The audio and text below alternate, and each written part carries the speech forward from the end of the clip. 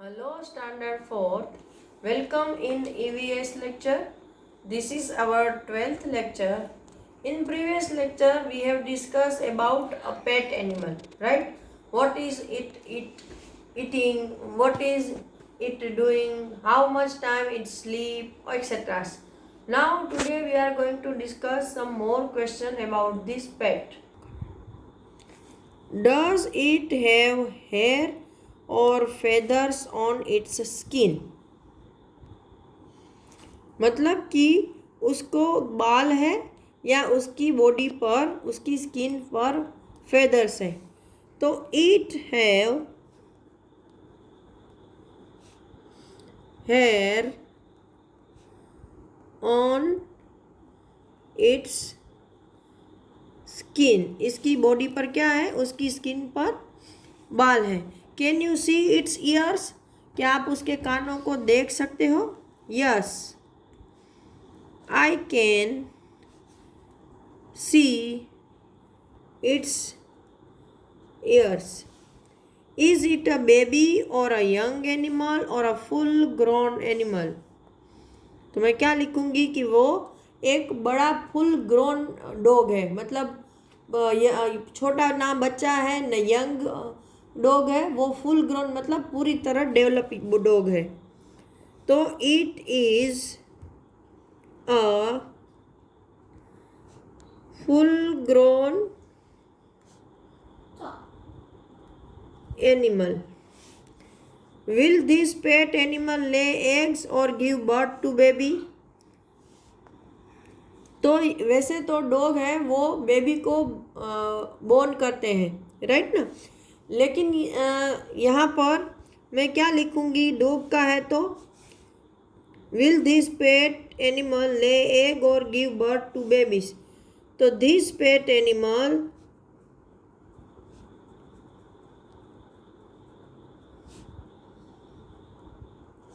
Give birth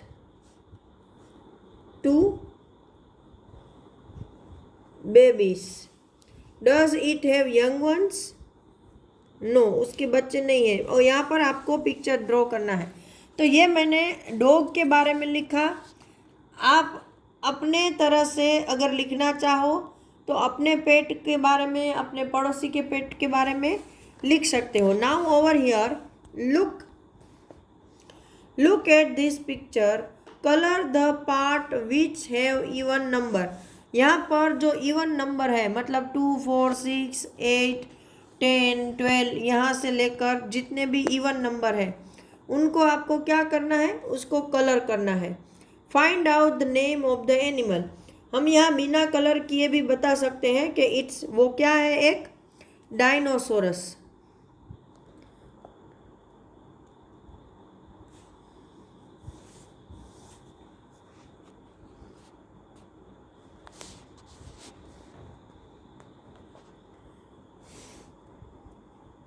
यहाँ पर आप कलर करोगे तो आपको डायनासोर दिख जाएगा।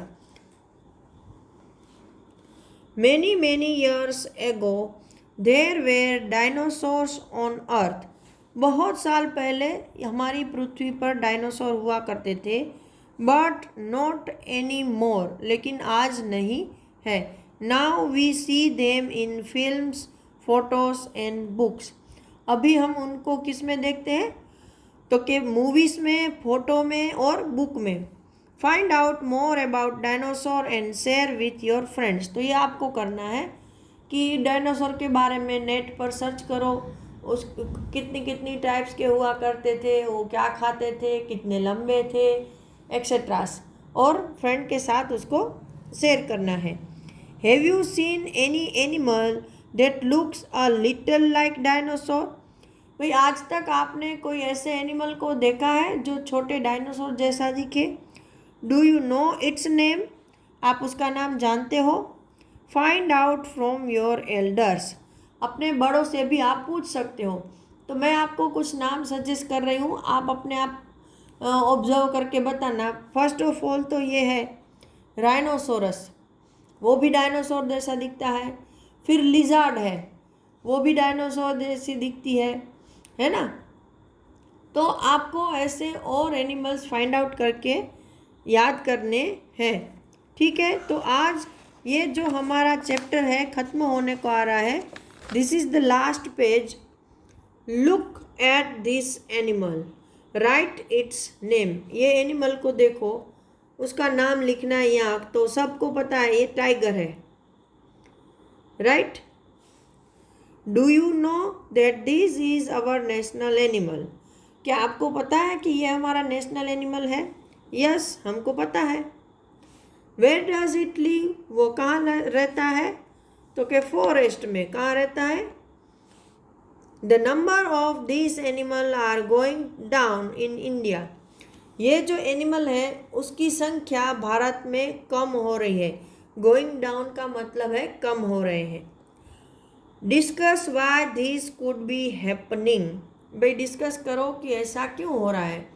तो मोस्टली ऐसा मैं बताऊं कि इसलिए हो रहा है कि लोगों को टाइगर की स्किन, टाइगर के नेल्स, टाइगर के बोन्स, उसके लिए उसको हंट करते हैं, मार डालते हैं। इसलिए ये टाइगर है इंडिया में बहुत सी कम रह गए हैं। Now make your own bird. यहाँ पर बर्ड बनाने के स्टेप दिए हैं और यहाँ पर ये पूरे डिटेल है। देखो, एक स्ट्रिप लिए है, फिर यहाँ पर ऐसे फोल्ड किया है, वे दूसरा फोल्ड। तो आप अपनी बुक में देखकर स्टेप बाय स्टेप इसको बना सकते हो। ये बड़ी आसान है। देखो, ये फर्स्ट स्टेप में ऐसा लिया, फिर दूसरे में उसको ऐसा फोल्ड कर दिया, तीसरे में इसको यहाँ पे ऐसा फोल्ड किया, फिर फोर्थ में क्या किया, ये बड़ी चोंच को छोटा कर दिया ताकि एक आपको यहाँ से फोल्ड मिल सके। फिर यहाँ पर देखो फिफ्थ में उसको जो ऐसा किया था उसको यहाँ से ऐसा फोल्ड किया। फिर सिक्स में क्या किया, तो ये जो पीछे वाला उसका हिस्सा है उसको पीछे की ओर फोल्ड किया है। और नेक्स्ट है यहाँ पर शायद एक्स्ट्रा उसके विंग डाले हैं। ठीक है, तो ये हो गया आपका बर्ड। तो यहाँ पर हमारा सेकंड चैप्टर ख़त्म होता है। Now we are going to start our chapter number 3, a day with Nandu. Nandu के साथ एक दिन। आपको यहाँ पिक्चर दिया ही है। Nandu, who is Nandu? It's a baby elephant. ये छोटा एलिफेंट का बच्चा दिख रहा है। तो Nandu wakes up. Wakes up मतलब जाग जाता है। Nandu woke up and opened his eyes. Woked up मतलब जाग गया था, पास्ट टेंस की बात हो रही है। नंदू जाग गया और उसने अपनी आंखें खोल दी थी। For a few seconds he was not sure where he was. कुछ सेकंड के लिए उसको पता ही नहीं चला कि वो कहाँ है। It seemed to him that he was surrounded by a forest of big grey tree trunk. It seemed मतलब उसको क्या लगा कि he was surrounded मतलब उसके आजू बाजू में क्या है, तो के forest of big grey tree trunk. Tree नहीं है, उसके आजू बाजू में बड़े बड़े ग्रे कलर के ट्री ट्रंक है, मतलब पेड़ के ट्रंक है। He blinked his eyes and looked around. Blink मतलब आँखों को, पलकों को झपकाना। तो उसने अपनी पलकों को झपकाया और आजू बाजू देखा। ओ देयर वॉज अम्मा। क्या बोला? अरे वो तो माँ थी उसकी।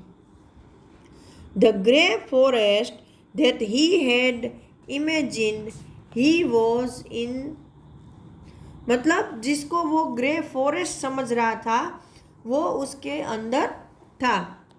was actually the legs and trunks of his family members। क्या बोल रहे हैं कि जिसको वो ग्रे फॉरेस्ट समझ रहा था, सोच रहा था, वो उसके बीच में था। और वो ग्रे फॉरेस्ट एक्चुअली क्या था, तो कि उसके जो फैमिली मेम्बर थे उसके पैर और उसकी ट्रंक, उसकी सूंडें थी।